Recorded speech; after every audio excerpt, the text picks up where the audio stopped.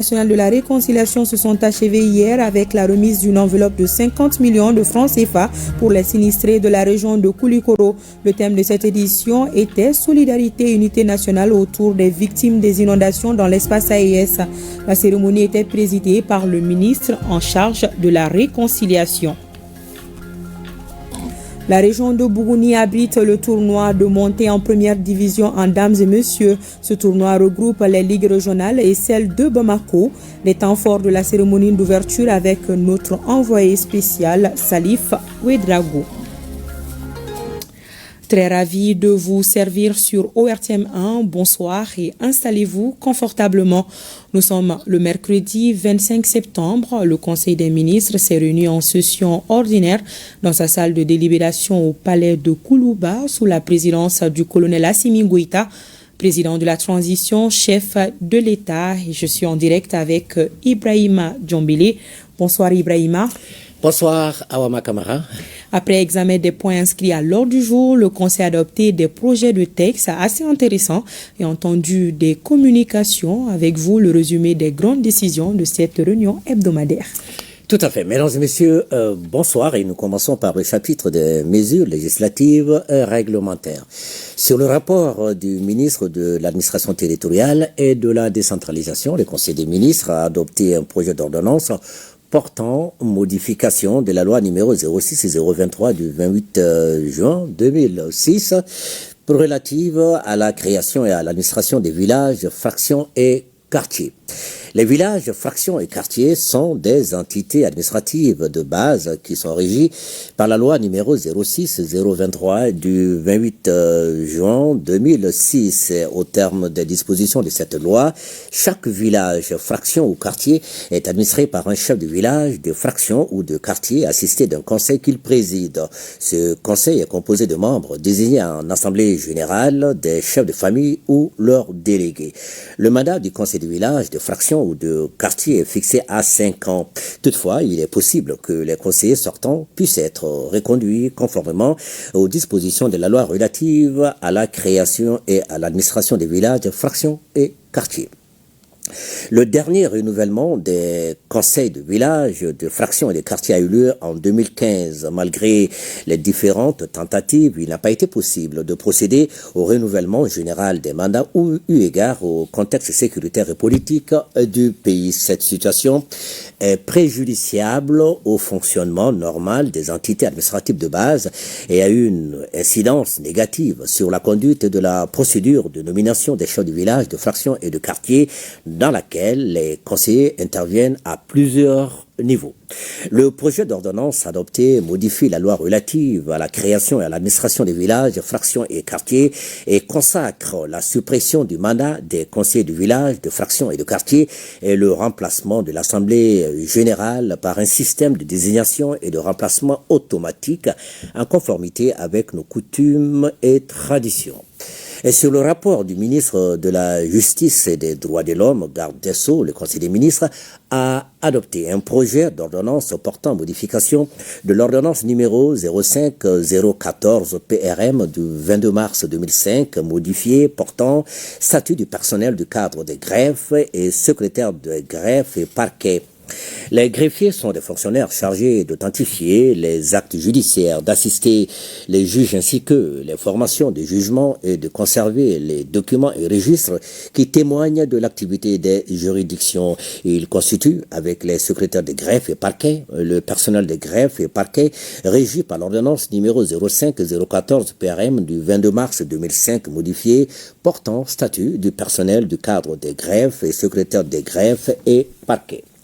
Le projet d'ordonnance adopté vise à aligner le diplôme de recrutement des greffiers en chef, fonctionnaires de la catégorie A, sur celui de la fonction publique, l'âge de recrutement et de départ à la retraite des greffiers en chef, des greffiers et des secrétaires de greffe et parquet sur celui de la fonction publique. Sur le rapport du ministre de l'Élevage et de la Pêche, le Conseil des ministres a adopté des projets de textes relatifs à la création, à l'organisation, aux modalités de fonctionnement et au cadre organique du Centre de conservation, de multiplication et de diffusion du bétail ruminant endémique.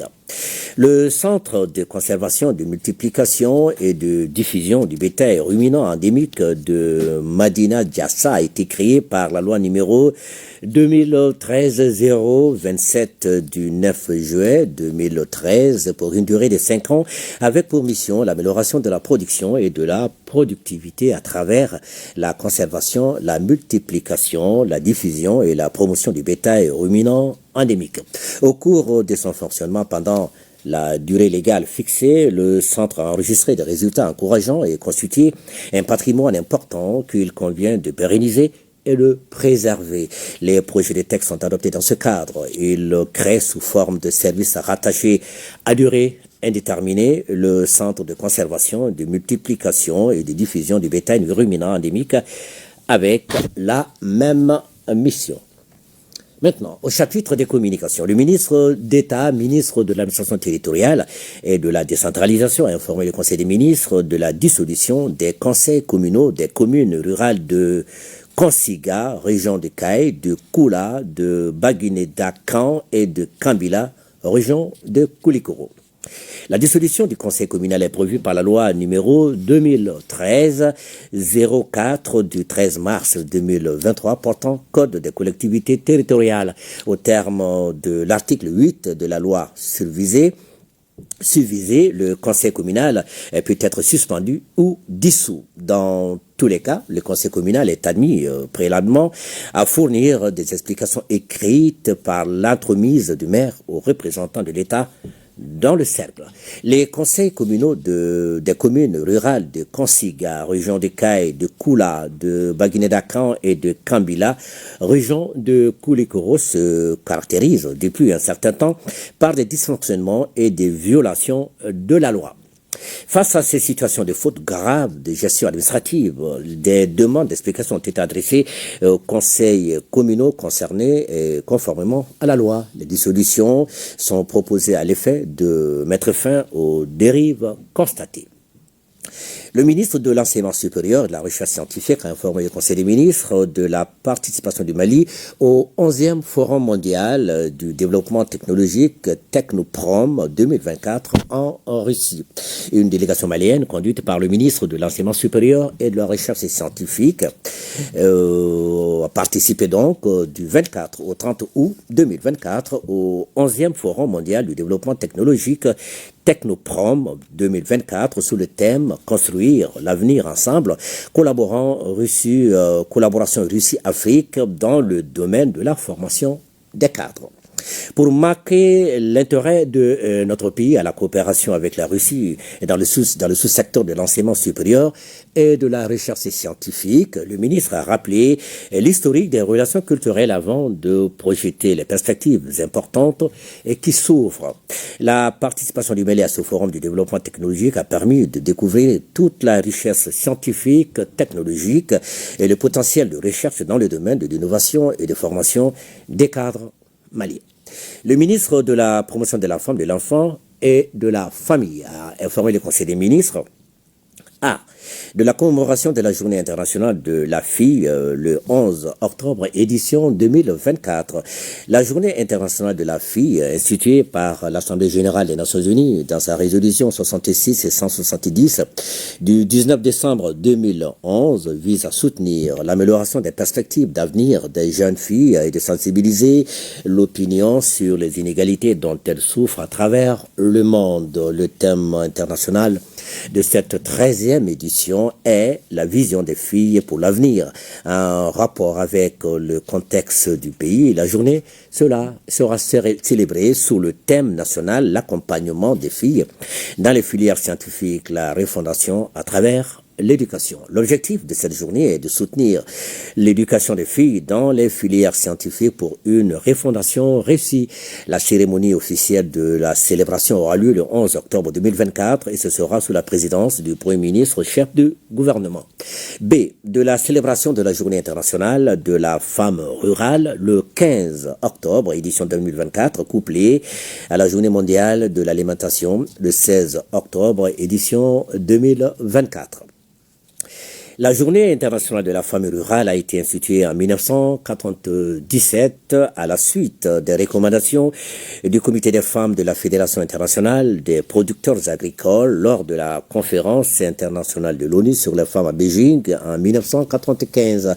Elle a été officialisée par la résolution 62-136 du 18 décembre 2007 de l'Assemblée générale des Nations unies. Le thème retenu cette année pour la Journée internationale de la femme rurale est « Rôle et place des femmes rurales dans la construction d'un Mali nouveau ». Celui de la Journée mondiale de l'alimentation s'intitule « Le droit des aliments ». Le droit aux aliments au service d'une vie et d'un avenir meilleur. L'objectif visé par ces journées est de renforcer le rôle et la place des femmes rurales dans la construction d'un Mali nouveau en promouvant un développement inclusif et durable. La cérémonie de lancement officielle de la célébration des 2 journées couplées aura lieu le 15 octobre 2024 dans le village de Sidi. Le ministre de l'Élevage et de la Pêche a informé le Conseil des ministres de la célébration de la Journée mondiale de lutte contre la rage au Mali. Le Mali, à l'instar de l'ensemble de la communauté internationale, célèbre chaque année, le 28 septembre, la Journée mondiale de lutte contre la rage. Dans le cadre de la stratégie mondiale d'éradication de la rage transmise par la morsure du chien à l'horizon 2030, notre pays a élaboré et mis en œuvre un programme quinquennal. L'outil principal de lutte contre cette maladie est la vaccination des animaux sensibles, particulièrement des chiens, dans nos pays. Dans le cadre de la célébration de cette journée, il est prévu des actions d'information, de sensibilisation, de formation de la population et de vaccination gratuite des chiens. De la tenue de la première édition du Salon international des volailles Civ Mali 2024, ici à Bamako, du 19 au 21 octobre 2024. La Fédération interprofessionnelle de la filière avicole du Mali organise la première édition du Salon international des volailles Civ Mali 2024 à Bamako et ce sera sous le thème filière avicole, facteur de renforcement de la souveraineté et de la sécurité alimentaire et nutritionnelle. Le Salon international des volailles du Mali sera un cadre privilégié de partage du savoir-faire, des innovations et des réflexions pour la promotion des produits de l'aviculture. C'est également un véritable créneau pour les acteurs de la filière de nouer des partenariats féconds. Ce salon, qui regroupera plus de milliers de participants venant d'horizons divers, aura comme pays invité d'honneur le Royaume du Maroc. L'impact attendu est le transfert de techniques et de technologies innovantes, la disponibilité d'une large gamme de produits de l'aviculture pour rehausser le niveau de la production et de la production avicole. Le ministre de la Santé et du Développement social a informé le Conseil des ministres de la situation épidémiologique du pays, marquée notamment par une stagnation du nombre de cas testés positifs de la maladie à coronavirus par rapport à la semaine précédente et par une augmentation du nombre de cas confirmés de dengue comparé à celui de la semaine écoulée. Le président de la transition, chef de l'État, a appelé la population au respect strict des mesures de prévention et de lutte contre les maladies. Et ce sera tout pour la session d'aujourd'hui. Merci bien pour votre clarté, Ibrahima. Nous restons avec vous pour le contenu du communiqué du procureur de la République du pôle judiciaire spécialisé de lutte contre le terrorisme et la criminalité transnationale organisée. Tout à fait. Et un communiqué ainsi libellé, le procureur de la République du pôle judiciaire spécialisé de lutte contre le terrorisme et la criminalité transnationale organisée informe l'opinion publique nationale et internationale qui lui a été donné de constater que depuis un certain temps, un journaliste de la chaîne française France 24, dénommé Wassim Nasr, s'adonne à des commentaires tendancieux au lendemain de chaque attaque terroriste commises contre les États de la Confédération des États du Sahel. Les derniers en date remontent au 17 septembre 2024 où, suite aux attaques terroristes perpétrées ici à Bamako, il indique clairement être en contact avec les assaillants et qu'il lui communiquait en temps réel les objectifs de leurs attaques, leurs positions, les différentes cibles visées ou atteintes et le bilan humain et matériel y consécutif. L'analyse combinée des différentes interventions de Wassim Nasr sur les différents médias où il intervient laisse apparaître des prises de position et des commentaires s'assimilant à des actes de publicité et de soutien flagrants aux terroristes et aux actions des groupes armés terroristes sévissant au Sahel. Et ces actes s'analysent pénalement comme pouvant constituer des infractions à la loi pénale, notamment celle d'association de malfaiteurs en lien avec une entreprise terroriste, d'apologie du terrorisme et des complicités d'actes de terrorisme. C'est pourquoi le procureur de la République du pôle judiciaire spécialisé de lutte contre le terrorisme et la criminalité transnationale organisée a décidé de l'ouverture d'une enquête contre Wassim Nasr et tous autres auteurs, co-auteurs et complices des chefs des faits d'association, des malfaiteurs en lien avec une entreprise terroriste, d'apologie du terrorisme et des complicités d'actes de terrorisme ci-dessus spécifiés afin qu'ils répondent de leurs actes devant la justice. Le procureur de la République du pôle judiciaire spécialisé de lutte contre le terrorisme et la criminalité transnationale organisée, tout en saluant le professionnalisme et la bravoure des forces de défense et de sécurité de la Confédération des États du Sahel, rassure l'opinion qu'une enquête diligente sera menée pour faire toute la lumière sur ces faits graves et mettre leurs auteurs, commanditaires et complices hors d'état de nuire. Point final. Merci bien Ibrahima Djombele. À la semaine prochaine. Plaise à Dieu. Inch'Allah. Le ministre de l'économie et des finances, Alousséni Sanou, conduit depuis hier une délégation de haut niveau en Russie. La partie malienne a eu une séance de travail ce matin avec la société Rosatom. 4 sujets étaient à l'ordre du jour de cette rencontre. Il s'agit notamment des sujets relatifs à l'énergie atomique, à l'énergie solaire, l'exploitation minière et l'affinage de l'or. Occasion pour Maliens et Russes de faire le point de l'état d'avancement des projets en cours. Des projets d'envergure d'une importance stratégique pour le Mali. Le récit de nos envoyés spéciaux à Moscou, Yaya Konaté et Tchéje Kamara. Sur la table des dirigeants de la corporation d'État russe de l'énergie atomique Rosatom, 4 projets majeurs concernant le Mali dans les domaines de l'énergie et des mines. Donner un coup d'accélérateur à la mise en œuvre de ces projets, tel est l'objectif clairement affiché par les deux parties. La centrale solaire photovoltaïque de Sanankoroba, dont la première pierre a été posée en mai dernier, figure en bonne place parmi les projets en question. Sa construction est confiée à l'entreprise Novawind, filiale de Rosatom. Vous vous rappelez que ils ont fait 2 missions de terrain au Mali pour aller se rendre compte donc de l'évidence de la disponibilité du terrain. Tous les documents juridiques ont été établis.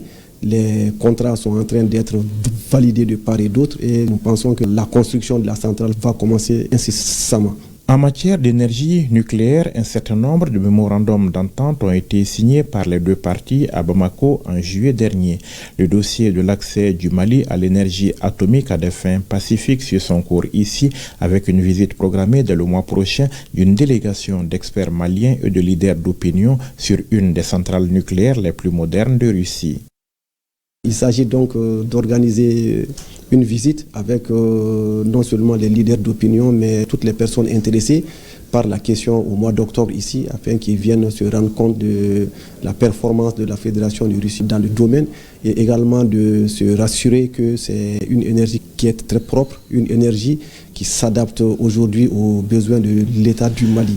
Dans le domaine de l'exploitation minière, la société Rosatom est engagée depuis un certain temps avec notre pays sur la mine de lithium de Bougoula et les dispositions sont en cours pour une exploitation à l'échelle industrielle de ce minerai stratégique dès 2029. Nous avons donné tous les documents juridiques, l'étude de faisabilité est en cours et je pense que dans les 24 mois, l'unité pourra commencer la première production de lithium au Mali. Et pour aider le Mali à mieux profiter de sa production aurifère, il est prévu la construction dans notre pays d'une unité d'affinage, un projet qui intéresse particulièrement la société Rosatom. Dans le dispositif global que nous mettons en place, nous avons nécessairement besoin donc de contrôler, de surveiller toute la production, l'exportation d'or. Et pour ce faire, la Fédération de Russie a une grande capacité et nous avons échangé avec la société donc Rosatom et nous avons révisité le calendrier de mise en œuvre de cette unité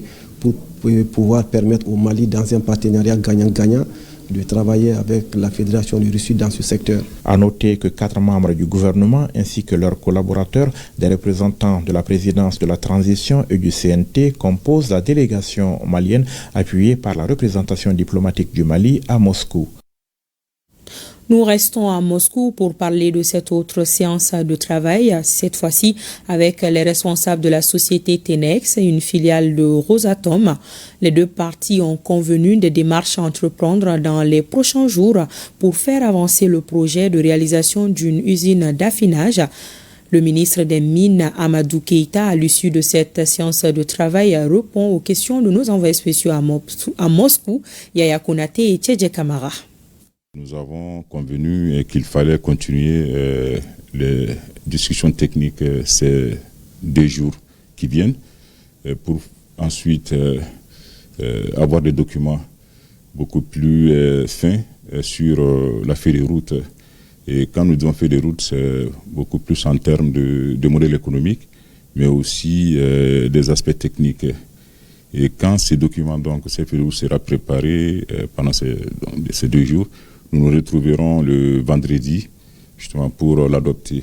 Et en ce moment, nous aurons donc un document très clair qui va nous permettre de pouvoir dire concrètement selon quel délai le projet sera réalisé, selon quel modèle économique. Dites-nous un peu quelle est l'importance stratégique d'une usine, d'une unité d'affinage pour notre pays. D'abord, ça va nous permettre de maîtriser, de pouvoir contrôler notre production aurifère. Vous savez, la production industrielle tourne autour de 70 tonnes par an. Et pour ce qui concerne l'artisanat minier, on n'a aucune maîtrise justement donc de la quantité d'or qui est produite à ce niveau et souvent qui sort de façon tout à fait illégale. Or, avec l'usine d'affinage et les systèmes de contrôle que nous allons mettre en place au niveau de l'artisanat minier, nous allons pouvoir contrôler toute la production d'or au Mali. Et surtout qu'avec le nouveau code minier, toute la production d'or devrait être raffinée dans notre pays. Donc il y a un premier aspect lié donc, à la maîtrise de la production de l'or. Mais l'autre aspect, c'est que c'est un projet majeur aussi, un projet économique majeur, parce que ça va être la valeur ajoutée, le fait donc de traiter donc, toutes ces quantités d'or au Mali. Et c'est pourquoi nous estimons qu'en mettant en place ces projets, c'est beaucoup plus un moyen de booster notre développement économique à travers le secteur minier. Nous sommes de retour au Mali. Les festivités de la 3e édition de la Semaine nationale de la réconciliation se sont achevées hier ici à Bamako. Le thème de l'édition 2024 était solidarité et unité nationale autour des victimes des inondations dans l'espace AES. Pendant une semaine, des dons ont été faits aux personnes nécessiteuses et un montant de 50 millions de francs CFA a été remis aux sinistrés de la région de Koulikoro. La cérémonie de clôture était présidée par le ministre en charge de la réconciliation. Le reportage de Tchemoro Konati. La marche vers l'union des cœurs et des esprits dans un Mali apaisé et prospère, un processus de réconciliation nationale à l'initiative du gouvernement qui y dédie une semaine entière. Cela s'appelle la CNA, la Semaine nationale de la réconciliation, dont la 3e édition connaît ainsi son épilogue. Durant près de 15 ans, notre pays a connu une crise multidimensionnelle sans précédent, entraînant un effritement de tissus social des ethnies qui vivaient en bonne harmonie depuis des millénaires ont été liées les unes contre les autres. Pour tourner définitivement cette page sombre de l'histoire du Mali, il s'agira de faire de la réconciliation nationale un processus perpétuel. Toutes les actions allant dans ce sens sont les bienvenues et chacun à son niveau est appelé à s'investir pour y parvenir. Actualité oblige, l'événement est placé cette année sous le signe de l'assistance des victimes des inondations dans l'espace AES. Un thème traduit une fois de plus en acte concret à travers l'octroi d'un montant de 50 millions de francs CFA aux sinistrés de la région de Koulikoro à travers le gouverneur. C'est un signe de considération et de reconnaissance à l'endroit des populations victimes des inondations. Et je vous rassure que bon usage en sera fait il va y avoir une transparence totale autour de la gestion de ce chèque géant. Cette édition, dont le lancement officiel a eu lieu à Gao, a été marquée par la participation des ministres en charge des questions de réconciliation des pays frères de l'AIS. Cette sénat a été l'occasion de mener une vaste campagne de sensibilisation, de communication et d'assistance au profit des victimes des inondations, ainsi qu'aux équipes de secours. Ces actions ont été accompagnées par des prières collectives dans les mosquées et les églises. Geste symbolique à l'endroit du ministre, un bélier offert par la population de Kangaba. Le don avait été remis samedi dernier au gouverneur Sanogo lors de la cérémonie de clôture de l'étape de cette localité. Expression d'une hospitalité légendaire qui a son ancrage dans les traditions au Mali.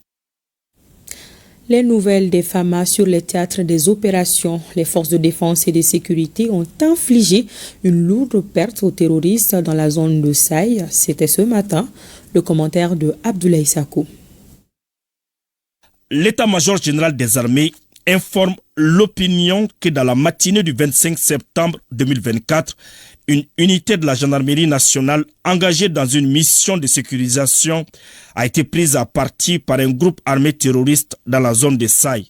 L'unité a vigoureusement réagi à l'embuscade en appliquant avec rigueur et professionnalisme les mesures et réflexes et procédures appropriées, les FAMA ayant infligé de lourdes pertes à l'ennemi qui a décroché.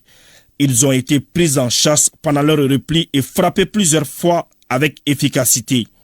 Une opération héliportée a ensuite été lancée pour rattraper d'autres fuyards jusque dans leur retranchement. L'état-major général des armées rend hommage aux vaillants soldats qui ne ménagent aucun effort ni sacrifice pour protéger les populations maliennes partout sur le territoire national. L'état-major général des armées remercie les Maliens de leur soutien et rassure l'opinion que la lutte contre l'obscurantisme se poursuivra sans relâche. Et suite à l'attaque des groupes armés terroristes contre l'école de gendarmerie de Faladje, le groupement des Donzo, les centrales syndicales CDTM, CMT et CSTM, l'association ASIMIC, le forum des organisations de la société civile, le syndicat national des pharmaciens du Mali, l'Union pour le Mali et l'association des gendarmes retraités de la promotion 1980 condamnent cette attaque terroriste et saluent le professionnalisme des forces de défense et de sécurité. Action civilo-militaire à Mopti. Les forces de défense et de sécurité ont construit des infrastructures réalisées et rénové certains des bâtiments. Ces actions couplées aux dons de vivres aux veuves des militaires et paramilitaires et aux anciens combattants du camp Amadoun Boukari Bari dit Balobo de Sévaré. L'initiative vise à créer des meilleures conditions de vie et de travail pour les militaires et leurs familles. De Mopti, le reportage de Oumar Maïga. Dans le cadre des festivités commémoratives du 22 septembre 2024, date anniversaire de l'indépendance du Mali, le gouverneur de la région de Mopti a, à travers le bureau du service social des armées, offert 3 tonnes de mil aux veuves des militaires et paramilitaires, ainsi qu'aux anciens combattants du camp Amadoun Boukari Bari d'Ibalobo de Sévaré. Un élan de solidarité soutenu par le commandant de la région militaire numéro 6, le colonel Pascal Berthet, qui a offert 3 bœufs aux bénéficiaires. Cette présente cérémonie, certes modeste, mais pleine de signification, est d'une part de procéder à la remise des dons à nos anciens combattants, nos veuves, d'autre part à remettre symboliquement les infrastructures rénovées aux différents bénéficiaires. Le clou de l'événement sera la pose de la première pierre d'un nouveau régiment pour le 62e régiment d'infanterie. L'inauguration des infrastructures entièrement rénovées avec le soutien moral et financier du commandant du poste de commandement interarmée, théâtre centre de l'opération Maliko a été le deuxième axe fort des activités. Il s'agit entre autres de la rénovation des toilettes mixtes pour les militaires et leurs familles, la construction d'une toilette moderne pour le personnel féminin, la réhabilitation de l'ancien PC du G5 Sahel qui abrite désormais le 63e régiment blindé, la rénovation du château d'eau de Sangaré-Bougou, la réalisation de 60 lampadaires solaires pour l'éclairage du camp. Les efforts qui sont en train d'être faits pour assurer un des piliers de la vision stratégique du chef d'état-major des armées doit appeler aussi votre attention. pour pousser à plus d'engagement afin de satisfaire les sacrifices consentis par les plus hautes autorités du pays. Fort de cet objectif assigné par la hiérarchie, nous nous sommes attelés à l'amélioration des conditions de vie des hommes et de leurs familles, l'amélioration des conditions de travail, sans oublier l'amélioration des conditions d'hospitalisation de nos blessés de guerre. Les travaux de rénovation et de construction à travers la pose de la première pierre du tout nouveau poste de commandement du 72e régiment d'intervention rapide, ainsi que les chantiers de construction et de rénovation des locaux de la direction régionale des transmissions, s'inscrivent en droite ligne de la vision des plus hautes autorités, à savoir améliorer les conditions de vie et de travail des forces de défense et de sécurité et renforcer les dispositifs sécuritaires. Et à présent, le contenu de cet autre communiqué dans le cadre du projet de système intégré de gestion des ressources humaines des fonctions publiques de l'État et des collectivités territoriales. Le ministre de la Refondation de l'État chargé des relations avec les institutions informe les agents de l'État et des collectivités territoriales du deuxième passage des équipes d'identification physique à Mopti et Tombouctou à partir du jeudi 19 septembre 2024 pour les localités difficiles d'accès. Les agents qui ne sont pas encore enrôlés sont priés de se rendre respectivement au Conseil régional de Mopti au plus tard le vendredi 27 septembre 2024 à 12h. À l'Académie d'enseignement de Tombouctou au plus tard le dimanche 29 septembre 2024 à 17h. Cette mesure vise à garantir la prise en compte de l'ensemble des agents recensés dans le cadre du projet Système intégré de gestion des ressources humaines et à assurer une gestion optimale des ressources humaines. La jeunesse malienne à l'école de la guerre informationnelle. C'est une initiative du ministère en charge de la jeunesse. Il s'agit de doter cette frange de la population des techniques de la communication en période de crise. Les apprenants seront à leur tour des relais dans les différentes régions du Mali. La session de 2 jours qui s'est achevée cet après-midi s'est déroulée au Palais des Pionniers. Le reportage de Salima Tandao.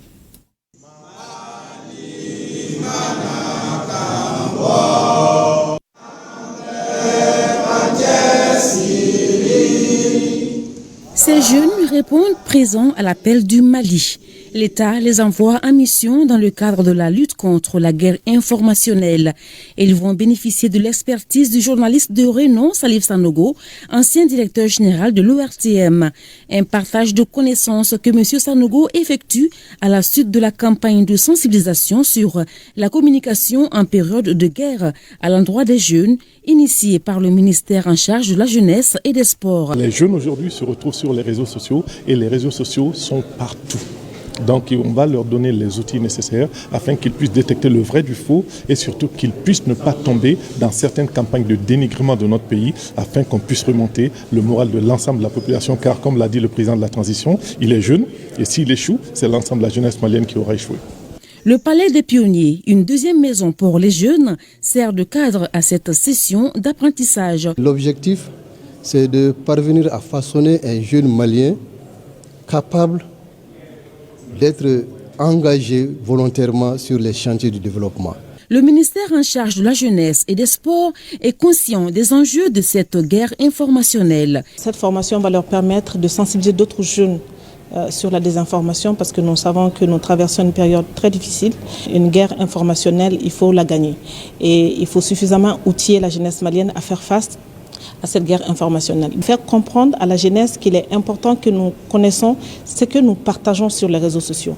L'hymne de la jeunesse malienne exécuté et ses 100 jeunes représentant 14 régions et le district de Bamako entament la session de 2 jours. La session ordinaire des évêques du Mali s'ouvre bientôt à Bamako. C'est un rendez-vous qui décline le programme annuel des activités à mener au compte de l'Église pendant l'année. À cette occasion, le ministre des Affaires religieuses, du culte et des coutumes s'est rendu à l'archevêché de Bamako pour exprimer le soutien et l'accompagnement du gouvernement à l'Église. Le reportage de Batraouri. Le ministre des Affaires religieuses, du culte et des coutumes traite tôt à l'archevêché de Bamako pour donner le top départ de la première session ordinaire annuelle des évêques. Cet événement est d'une importance capitale pour la conférence épiscopale. Nous commençons l'année pastorale avec cette session. C'est l'occasion pour nous de programmer un peu comment nous allons passer cette année au niveau de l'Église, bien sûr, mais toute l'attention que nous devons aussi envers notre pays, le Mali. C'est vrai, nous ne sommes pas dans le domaine de l'enseignement proprement dit ici, mais pour moi, c'est l'occasion de remercier le gouvernement pour l'engagement, l'effort que le gouvernement a consenti pour accompagner l'enseignement privé catholique au niveau de notre pays. Cette visite du ministre en charge des Affaires religieuses traduit tout l'accompagnement des autorités du Mali à l'Église pour cet événement. Le Mali est un et indivisible dans tout ce que nous entreprenons.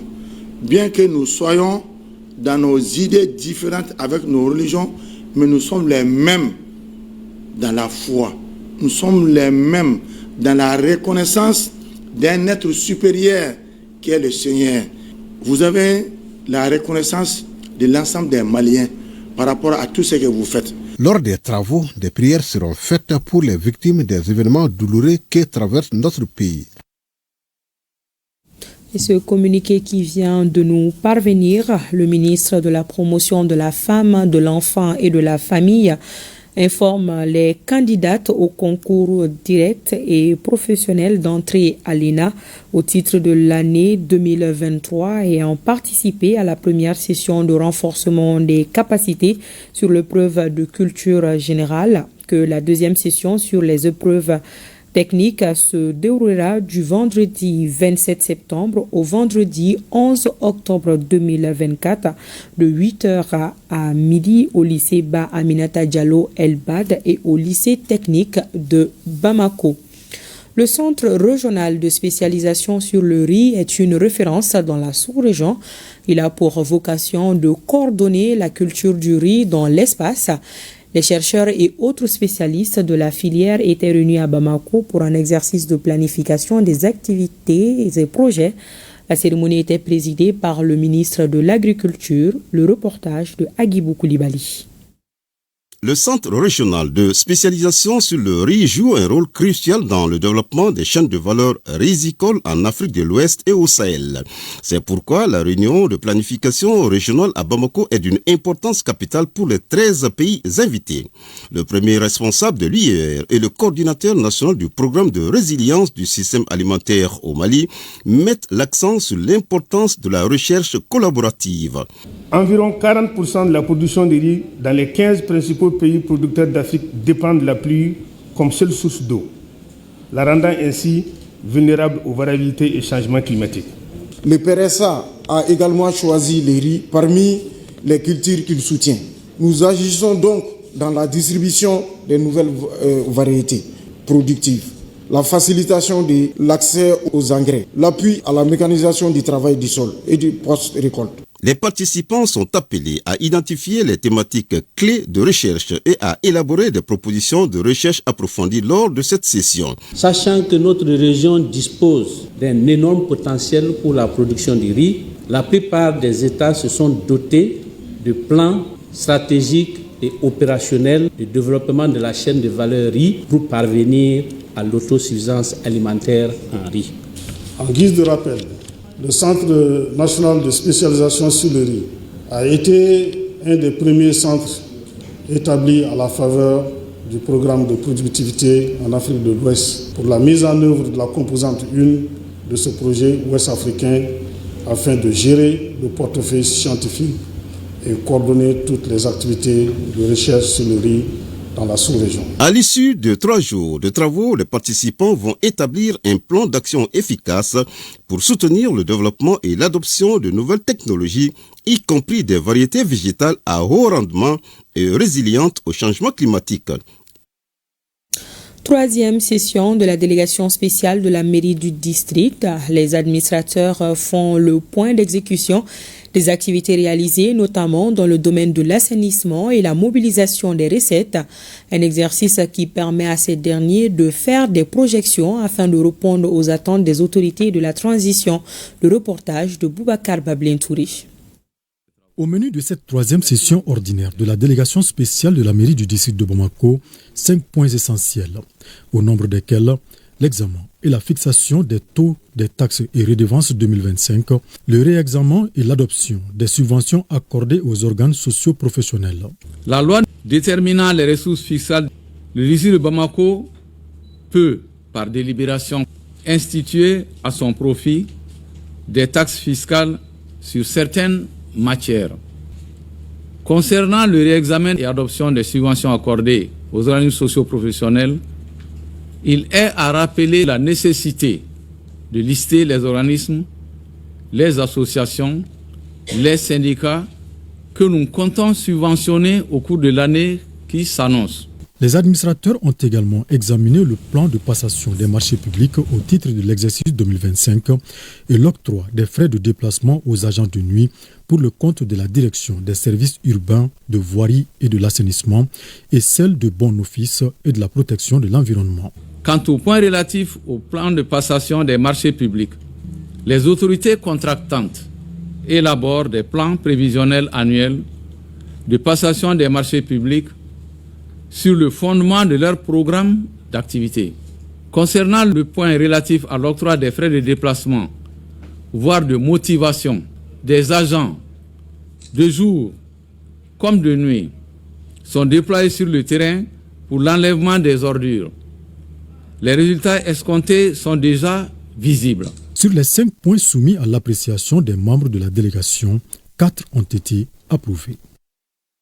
Les administrateurs de l'hôpital du Mali font l'examen à mi-parcours des activités réalisées au cours du premier semestre.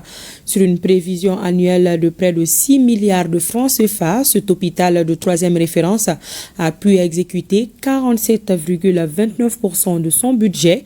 Cette 24e session servira de cadre pour examiner le rapport d'activité et de dégager les actions futures. Le reportage de Sokona Kamisoko.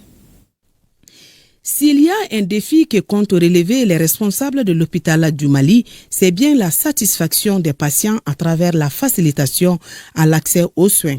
Pour l'atteinte de cet objectif, il envisage de lancer très prochainement une toute nouvelle stratégie appelée les activités personnalisées. L'activité personnalisée, c'est pour faciliter l'accès rapide aux soins de santé. Cette activité se fera en dehors des horaires normales de service. Donc c'est le patient qui choisit le médecin, dit que je vais voir un tel médecin pour qu'il me consulte dans un bref délai. Et ça permettra aussi de soulager ceux qui n'ont pas assez de temps pour faire le rang le matin pour les activités ordinaires.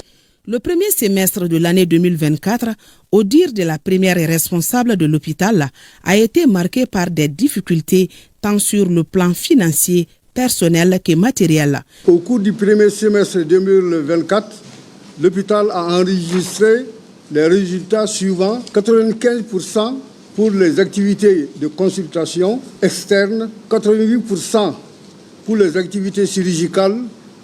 Pour mener ces activités de l'année 2024, l'hôpital du Mali dispose d'un budget annuel approuvé total de 5 milliards 897 827 498 francs CFA. Nous n'avons pas assez de salles de consultation et ensuite nous n'avons pas assez de salles pour les opérations.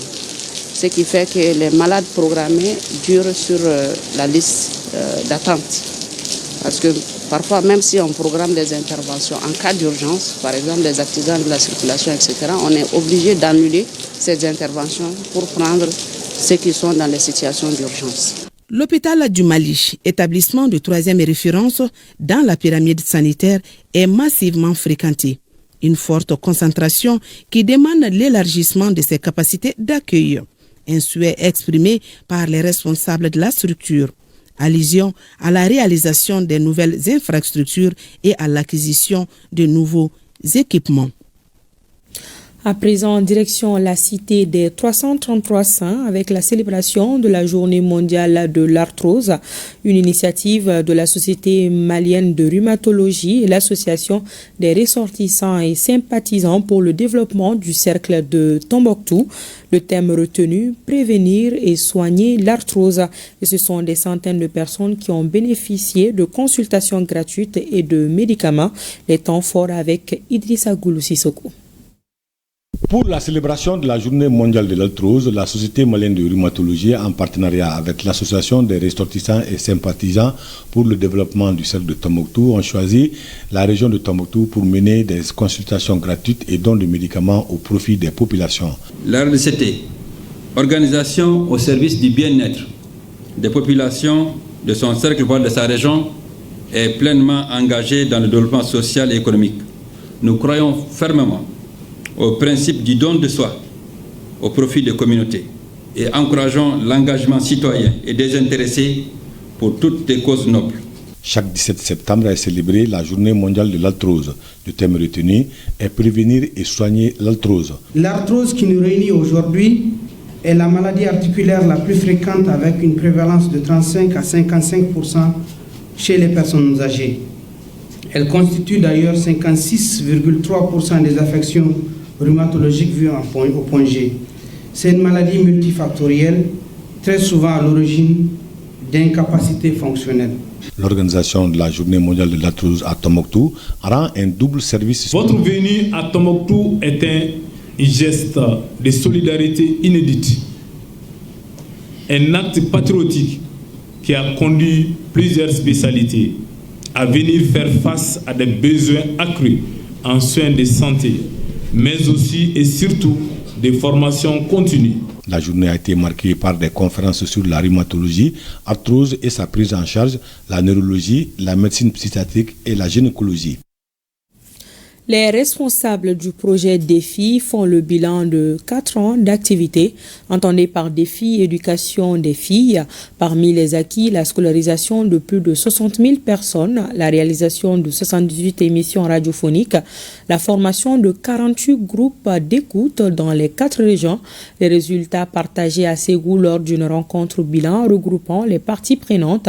Le projet DEFI, basé sur l'accès des jeunes filles et garçons à l'école, est financé par Affaires mondiales Canada à plus de 600 millions de francs CFA. Le reportage de Amidou Diallo et Bassi Traori. Après 4 ans de mise en œuvre, l'heure est à la capitalisation du projet DEFI, éducation des filles au Mali. Par cette rencontre bilan, les parties prenantes du projet partagent les résultats obtenus. Nous avons collaboré avec 8 stations radio. Au total, on avait demandé aux radios de produire 78 émissions par radio pendant les 4 années. Et ce résultat a été atteint avec satisfaction. Et également, nous avons mis en place 48 groupes d'écoute communautaire dans toutes ces zones d'intervention. Globalement, nous sommes à 98% du taux vraiment de réalisation de nos émissions. Intervenu dans les régions de Ségou, Mopti, Tombouctou et Gao, le projet DEFI a pu toucher plus de 60 000 personnes pour une plus grande intégration des jeunes filles et garçons à l'école. Le projet DEFI a apporté beaucoup de fruits. Vraiment, ça nous a beaucoup aidé, nous, en tant que femmes, dans la commune, dans l'éducation des enfants. Grâce au projet, les enfants ont réintégré l'école. Et actuellement, nous avions des salles de classe qui ne suffisent même pas parce que les enfants sont venus d'ailleurs et les classes sont débordées. Nous souhaitons quand même que le projet ait une continuité. A précisé que le projet DEFI a été exécuté par le consortium EI Alnea CRS sous la responsabilité de RRI sur le financement des Affaires mondiales Canada à plus de 600 millions de francs CFA. Abdou Djabi est le président du bureau communal de la Fédération nationale des orpailleurs à Dabia. Il dirige un bureau consensuel de 150 membres pour un mandat de 5 ans. Son combat, la réglementation de l'orpaillage dans la localité. Le bureau a été présenté la semaine dernière aux membres du bureau national. Nos envoyés spéciaux sont Tchemoko Konaté et Abdoulaye Diarra. Dabia, un chef-lieu de commune, une zone d'exploitation minière par excellence dans le cercle de Kenyeba. Dans cette commune est désormais représentée la Fédération nationale des orpailleurs du Mali, un bureau fort de 150 membres dirigé par Abdou Djabi. Sa priorité, la réorganisation du secteur à travers une lutte implacable contre l'injustice.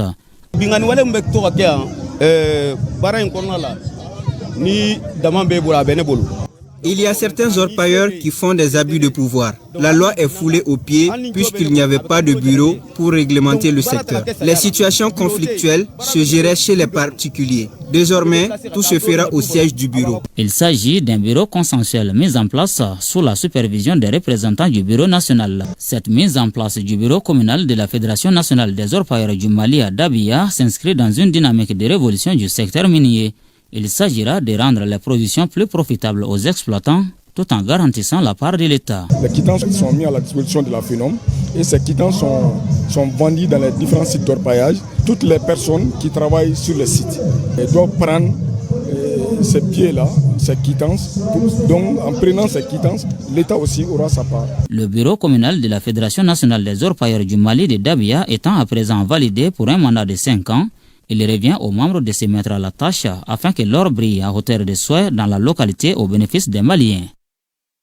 Fin à Kidal des activités de la première édition de la semaine sportive et culturelle, une initiative de la station régionale ORTM de Kidal. Pendant 3 jours, le stade municipal draine des milliers de personnes. Un coup d'essai qui aura été un coup de maître, nous dit Idrissa Djibrila Maïga. La fin de la semaine sportive et culturelle de l'ORTM Kidal a été sanctionnée par l'hymne national du Mali, le discours des parrains de la semaine, la remise des attestations de reconnaissance aux associations et mouvements féminins, la remise des prix pour les différentes disciplines en compétition. 19 prix ont été octroyés. En ma qualité de parrain de l'événement, je tiens à exprimer très sincèrement mon entière satisfaction. Et c'est une semaine qui a été dédiée au soutien aux femmes. Dédiée par qui? Dédiée par la population de Kidal, en majorité la jeunesse. Cette dernière journée a été une totale réussite sur toute la ligne, car chacun y voit son compte. Merci pour votre soutien sans faille, sans lequel cette belle page de l'histoire de la région de Kidal ne serait pas écrite. Monsieur le gouverneur de la région de Kidal, acceptez que je vous dise le remerciement, les salutations du ministre de la Communication, de l'économie numérique et de la modernisation de l'administration. Acceptez aussi qu'on vous dise ici les salutations du directeur général de l'ORTM, Hassan Baba Djambélé. Toutes mes félicitations pour l'initiateur, pour l'ORTM Kidal et mon encouragement. Toutes mes félicitations à la jeunesse de Kidal et tous mes remerciements à l'endroit de toute la population de la région de Kidal pour la réussite de cet événement important. La première édition de la semaine sportive et culturelle de l'ORTM Kidal a tenu toutes ses promesses, eu égard à l'engouement qu'elle a suscité au niveau de la couche juvénile kidaloise. Le président de la commission de rédaction de la Charte pour la paix et la réconciliation poursuit sa rencontre avec les institutions de la République. Ousmane Issoufi Maïga et son équipe étaient ce jour au Conseil économique, social, environnemental et culturel et au Conseil des collectivités, 2 institutions dont l'avis est très important dans la rédaction de la Charte pour la paix. Les échanges ont permis d'accorder les violons sur beaucoup d'aspects. Le compte-rendu de ces rencontres avec Salimata Ndao. C'est pour échanger sur l'avant-projet de la Charte pour la paix et la réconciliation nationale que les membres de la commission de rédaction du document et ceux du Conseil économique, social, environnemental et culturel se sont retrouvés. L'institution détient les archives, les attentes du peuple malien et ce, dans plusieurs domaines. Les rédacteurs profitent donc de cette rencontre pour s'approprier une base de données pouvant améliorer le contenu de l'ouvrage en cours d'élaboration. Votre organisme qui recueille à travers le pays les attentes de nos populations, leurs préoccupations, et vous faites rapport de cela aux plus hautes autorités de notre pays, quelle solution, quelle est votre vision? Qu'est-ce que vous souhaiteriez voir inscrire dans le projet de charte que nous sommes en train d'élaborer concernant toutes ces préoccupations? En réponse à cette question, le maître des lieux, Yacouba Katile, fait référence au recueil annuel que le Conseil rédige chaque année après des enquêtes. On sait qu'il y a des préoccupations, tout le monde suit à tout moment ce qui se passe lors de la session du Conseil consacré au recueil annuel des attentes, des besoins et des problèmes de la société. Et au regard vraiment de ces préoccupations, nous avons toujours formulé des recommandations à l'adresse des autorités, qui certainement à leur niveau peut-être peuvent exploiter, mais sans pour autant nous faire des retours. Et par rapport à vos préoccupations, voilà ce que nous avons fait, puisque vous voyez tout simplement que c'est un organe consultatif et ça s'arrête là. Mais à partir du moment où désormais cela sera pris en compte, qu'il faut une rencontre annuelle entre l'exécutif et l'institution, les choses vont se clarifier davantage et en ce moment que va apparaître le rôle crucial de notre institution. Selon le président Katile, ces recueils renferment d'énormes indices pouvant soulager les maux qui entravent la stabilité du pays. C'est donc avec un apport conséquent du Conseil économique que l'ancien Premier ministre conduit son équipe au Haut Conseil des collectivités territoriales. Ici, on note la présence du ministre en charge de la refondation de l'État, Ibrahim Ikassa Maïga. À l'entame de la session, Ousmane Soufi Maïga décline les raisons de la tenue de cette rencontre.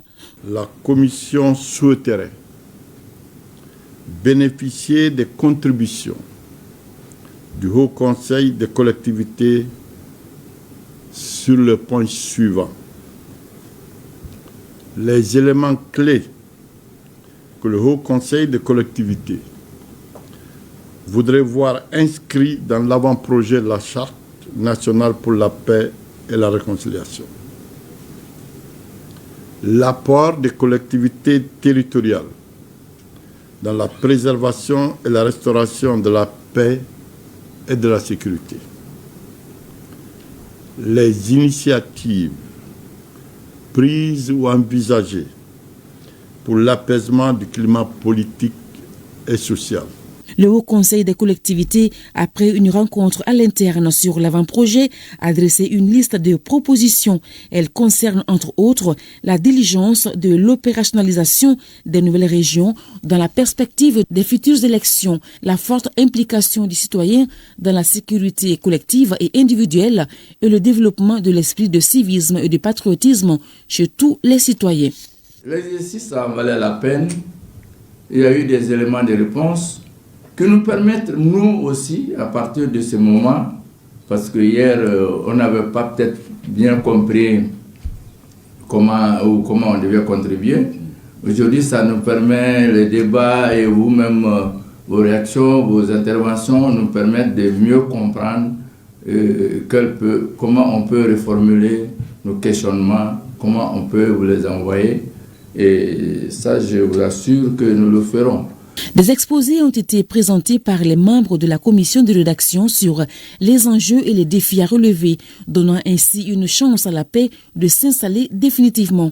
Et cette séquence a servi à introduire le ministre de la refondation de l'État chargé des relations avec les institutions, Ibrahim Ikassa Maïga.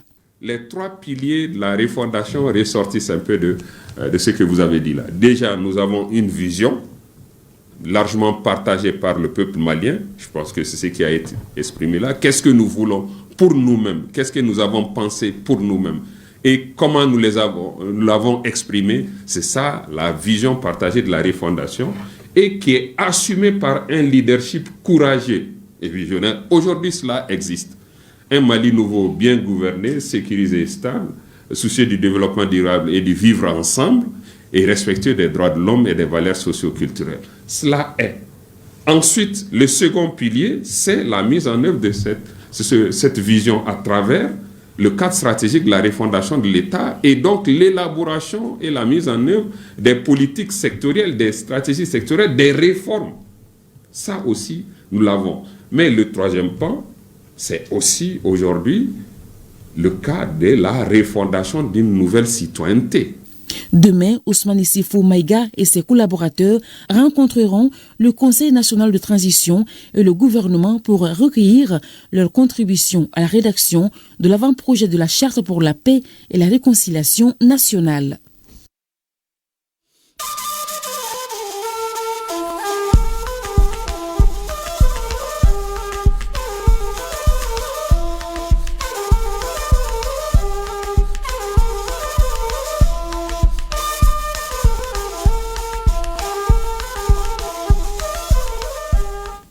Et nous entamons cette page spéciale AES par le Burkina Faso. Les activités ont repris à Barça-Logo un mois après le drame survenu dans cette localité. Une délégation conduite par le ministre en charge de l'action humanitaire et le chef d'état-major général des armées s'est rendue hier à Barça-Logo. Une visite pour saluer la résilience des populations civiles et militaires. Le reportage de notre confrère de la RTB, bienvenue Taosa. Une nouvelle fois, Barça-Logo dans le San Matenga reçoit de la visite après le drame du 24 août dernier. Une délégation avec à sa tête la ministre en charge de l'action humanitaire et le chef d'état-major général des armées. La délégation vient toucher du doigt l'évolution de la gestion de la crise. La démarche est bien accueillie par le chef du village.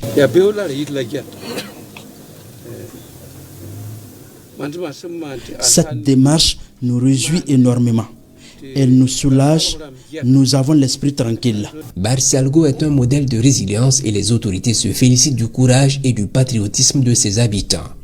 Ces échanges visent à faire le point de leurs besoins prioritaires pour y apporter réponse. La ville a repris son cours normal parce que le 26, on n'avait pratiquement personne dans la rue. Mais ça montre la résilience de la population de Barça-Logo que nous saluons du reste. Plusieurs préoccupations sont exprimées. Elles concernent entre autres l'urgence humanitaire, le besoin à l'éducation et l'appui à la formation professionnelle. Au nombre de ces défis, je voudrais citer la scolarisation des enfants de Barça-Logo en général, mais des orphelins en particulier, la formation des jeunes et des femmes, l'ouverture de la route Barça-Logo, Kaya pour permettre la reprise des activités commerciales et également l'approvisionnement de l'hôpital en médicaments et également faciliter les évacuations sanitaires. Les populations dénoncent par ailleurs l'absence de certains services techniques. Elles réclament le retour de la police, de la gendarmerie et des instituteurs. Ici, au détachement militaire de Barça-Logo, la hiérarchie réitère ses félicitations et encouragements pour les efforts menés, mais appelle les hommes à la remobilisation pour plus de résultats. Ce sont des mots d'encouragement de la part du chef suprême des armées, au nom duquel nous sommes là, qui vous félicite pour ce que vous faites. Barça-Logo réaffirme son soutien au chef de l'État et à la dynamique de reconquête du territoire national. Et pour y parvenir, cette délégation prône notamment la solidarité et la dénonciation de tout fait suspect. Nous restons au pays des hommes intègres. Le ministre d'État en charge de la fonction publique, Bazold Bazi, accompagné de son collègue, le ministre d'État en charge de la Défense, s'est rendu au camp Sangoulé-Lamizana. Et c'est pour encourager le personnel des services de santé actuellement en charge des examens médicaux des élèves admissibles au concours paramilitaire, à savoir la douane, la garde de sécurité pénitentiaire et les eaux et forêts. Retour sur les temps forts de cette visite avec Bernard Kombelem et Moussaki. Face aux responsables militaires du camp Sangoulé-Lamizana, 2 membres du gouvernement, le ministre d'État en charge de la fonction publique et celui en charge de la défense. Sur la table des échanges, les examens médicaux des élèves admis aux différents concours paramilitaires, la douane, la garde de sécurité pénitentiaire et les élèves des eaux et forêts. Après ces échanges, place à la visite des différents services de santé du camp militaire pour constater l'effectivité de l'opération et encourager le personnel. Nous voulons de la ressource humaine de qualité pour servir l'État. Et de ce point de vue, il faudrait que dans tous nos comportements, nous intégrons ça afin d'apaiser le climat social, apaiser la jeunesse, permettre à tout un chacun de savoir que c'est un travail qui est fait pour la bonne gouvernance, la transparence. On a les résultats normaux à bon terme et puis bon, aussi on a été vraiment honoré par cette visite Si des collègues viennent pour remarquer et vous faire des éloges là-dessus, c'est un courage de personnel. Ça nous a permis de visiter les différentes cliniques pour voir qu'est-ce qui est disponible, comment ils font les efforts qu'ils font, comment est-ce que le personnel sur place se surpasse. Après le camp Sangoulé Lamizana, le ministre d'État en charge de la fonction publique est à l'état-major de l'armée de l'air. L'objectif de cette visite, c'est de toucher du doigt les réalités, de sorte qu'on puisse expliquer à l'ensemble des acteurs, que ce soit au niveau des concours, à l'ensemble des jeunes qui prennent part au concours, que l'organisation d'un concours, ce n'est pas une mince affaire. Vous comprendrez bien aujourd'hui que malgré que certaines zones sont inaccessibles, c'est par leur appui que des sujets arrivent à atteindre ces régions pour la composition. Cette visite permet aux deux ministres de voir et d'apprécier la capacité opérationnelle de l'armée de l'air à travers ces différents avions. Présentement, nous sommes au Niger. Le Premier ministre de l'économie et des finances, Ali Mahaman Lamine Zen, a reçu en audience nonce apostolique, non moins ambassadeur du Saint-Siège au Burkina Faso et au Niger, Michel Croti. L'archevêque est en effet en fin de mission. Il est allé présenter ses civilités au Premier ministre Mahmoudou Idrissa Maïga et Ousmane Sani Abdou pour le compte-rendu. Monseigneur Michael Croti, archevêque titulaire, nonce apostolique, c'est-à-dire représentant diplomatique du pape, accrédité auprès du Burkina Faso et du Niger, ou tout simplement ambassadeur du Vatican, est en fin de mission dans nos deux pays. Il est allé à cet effet présenter ses civilités au Premier ministre, ministre de l'économie et des finances, Ali Mahaman Lamine Zen. À la fin de mission, je profite de l'occasion pour saluer les autorités nigériennes, pour remercier aussi la période de mon mandat depuis 4 ans, et aussi de porter la salutation du pape François, d'assurer les autorités nigériennes de le soutien spirituel du pape François pour le peuple nigérien, et pour aussi assurer la bonne coopération de l'Église catholique locale à profit de tous les Nigériens. Donc c'est une occasion pour remercier le Premier ministre pour toute cette bonne coopération, et de ma part personnelle aussi au nom du pape François. En effet, l'archevêque Michael Croti séjournait au Niger depuis quelques jours, où il avait présidé une cérémonie d'ordination à Niamey. La souveraineté des États en droit international et l'instrumentalisation des droits de l'homme à cas de l'Alliance des États du Sahel. C'est l'intitulé d'une étude de recherche menée par 3 doctorants burkinabés, maliens et nigériens. Les résultats de la thèse ont été présentés à Niamey au Niger devant les autorités du CNSP. L'un des doctorants, notre compatriote Amadou Bouridjal, revient ici sur quelques résultats des recherches au profit de l'AES. Il est au micro de nos confrères du Niger.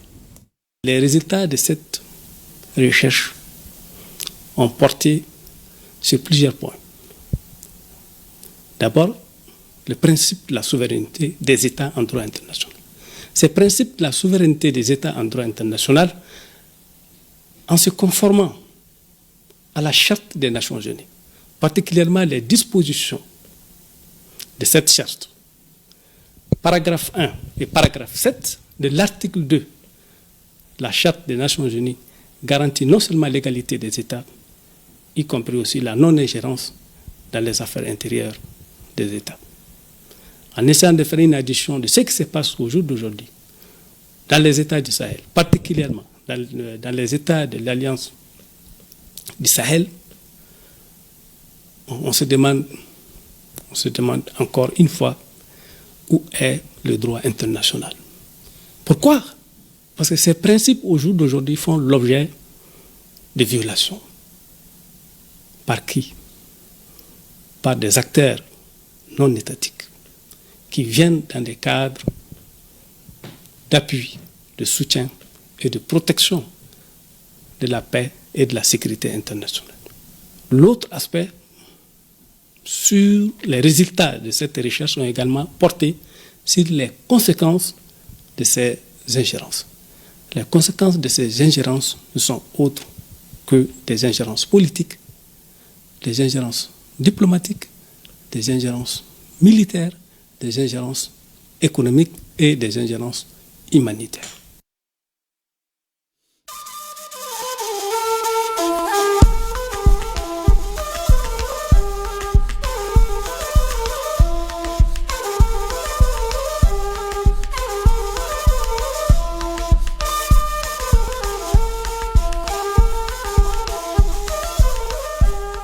Nous terminons ce journal avec du sport et je vous amène dans la capitale du Bani-Monotier.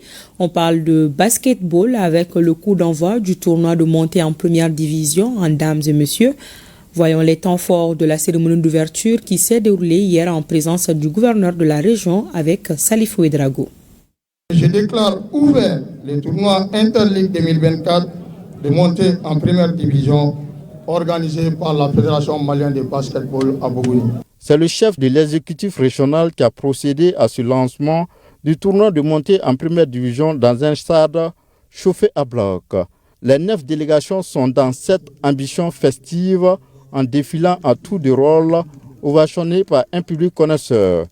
Cette compétition est un espace de brassage pour la famille de la balle au panier. Ce championnat est l'une des activités élites de la FMBB. S'inscrit en droite ligne dans sa politique de développement du basketball, à savoir faire de la pratique de ces sports le socle de la cohésion sociale, le maintien de la paix et un moyen de lutte contre la pauvreté et la déperdition des jeunes. Une véritable école de vie. L'Interligue, en plus d'assurer la montée en première division des 2 premières équipes féminines et masculines, permet aussi de donner plus de compétition aux équipes régionales, de détecter de nouveaux talents qui vont servir les équipes nationales pour plus de trophées pour le Mali, d'assurer un brassage culturel entre les différents jeunes venant d'horizons différents. Pour les autorités, ce genre d'événement va permettre de booster le sport dans la région de Bougouni. En demandant à la Fédération malienne de basketball de nous confier l'organisation de cette Interligue 2024 de montée en première division, nous avons voulu relancer la pratique de la balle au panier dans notre région, afin d'avoir des équipes compétitives dames et garçons pour l'année prochaine. Après l'aspect festif, place au jeu, à la concentration pour décrocher les 2 meilleures places en dames et en messieurs en vue de l'élite la saison prochaine. C'est la fin de cette édition. Merci de l'avoir suivi. À demain. Plaise à Dieu. Bonsoir.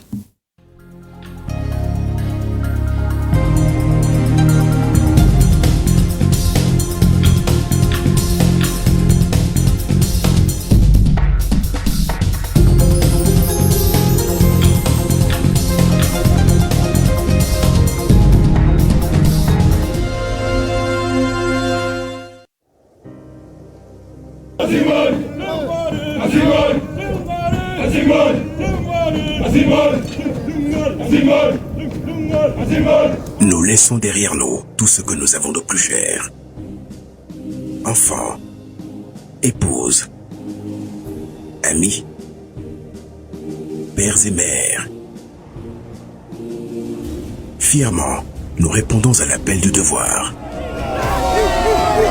Pour que les déplacés et les réfugiés rentrent à la maison.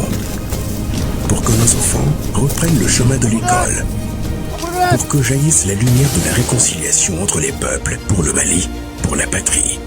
Cette voie, nous l'avons choisie, au prix de nos vies.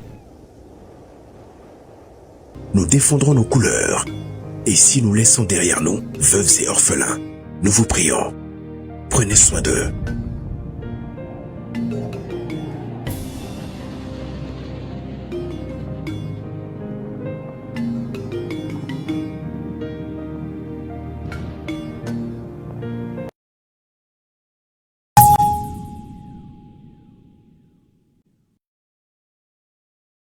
Centre Maridien Niaré, l'un des centres de formation professionnelle de référence au Mali. Avec un personnel qualifié, courtois et professionnel, le Centre Maridien Niaré vous propose des formations en coupe,